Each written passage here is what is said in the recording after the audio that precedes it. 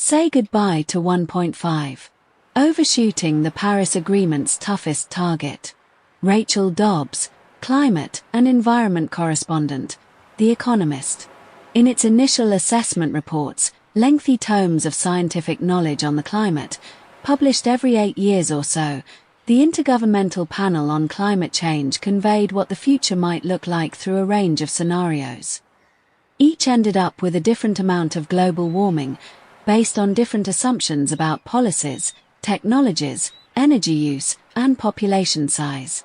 But this approach proved hard for non-scientists to understand, let alone act upon.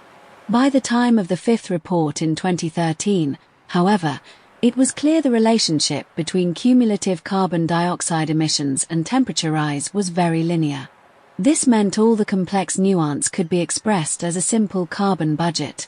If you want to limit warming to a specific level, there's only so much CO2 you can emit.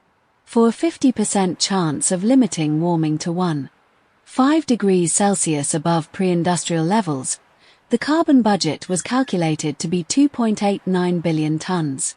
Human activity had already caused emissions of 2.39 billion tons by 2019, so that left 500 billion tons. It now seems that 2026 will be one of the world's last years in the black. The latest estimate is that, at the start of 2025, there were just 130 billion tons of CO2 left in the budget, and for a 67% chance of staying under the 1.5 degrees Celsius threshold, the remaining budget was just 80 billion tons. So at the current rate of emissions, roughly 42 billion tons a year, there is a 33% chance that the threshold will have been exceeded by the end of 2026, and warming of more than 1.5 degrees Celsius will be more likely than not by the end of 2027. The conclusion that humanity is heading for a post-1.5 degree C world seems inescapable. Ideally, this should focus minds. Baked into the Paris Agreement of 2015 was a tacit acknowledgement that countries could not slash emissions fast enough to stop dangerous amounts of warming. So all practical trajectories for staying below 1.5 degrees Celsius or 2 degrees Celsius by the end of the century allowed for a period of overshoot, after which temperatures are brought back down.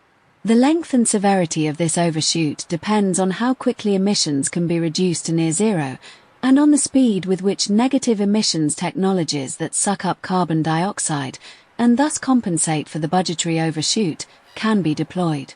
So governments in 2026 and beyond face some hard choices. Once the 1.5 degrees Celsius threshold is passed, either reducing the temperature, or stabilizing it at a higher but not catastrophic level, will still require dramatic emissions cuts.